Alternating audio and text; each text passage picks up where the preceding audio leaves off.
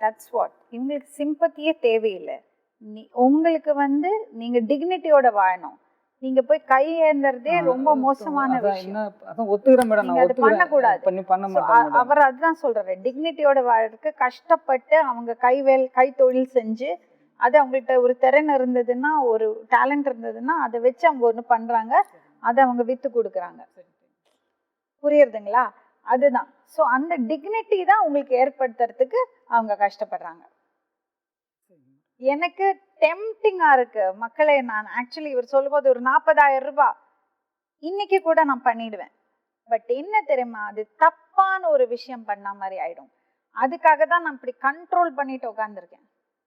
இல்லைன்னா நான் கொடுத்துடுறேம்மா சொல்வேன். இந்த கடன் வாங்கிட்டு இங்க வந்து ஹெல்ப் பண்ணுங்க சொன்னா நாங்க பண்ணாததுக்கு காரணம் அது ஒண்ணுதான். அது தப்பான பழக்கம். நான் இன்னைக்கு உங்களுக்கு ஹெல்ப் பண்ணீங்கன்னா நீங்க உங்க வாழ்க்கையில நீங்க சொந்த காலில் டிக்னிட்டியோட வாழணும்னு நினைக்கவே மாட்டீங்க. அப்படி இல்லை மேடம், நான் அந்த அர்த்தம் சொல்ல மேடம். நான் நல்லா இருந்தா நான் ஏன் மேடம் கடன் வாங்குறேன் சொல்லுங்க மேடம். நீங்க நல்லா தாங்க இருக்கீங்க, இவ்வளவு தூரம் தாங்குறீங்க, நீங்க இவ்வளவு தூரம் வந்திருக்கீங்க.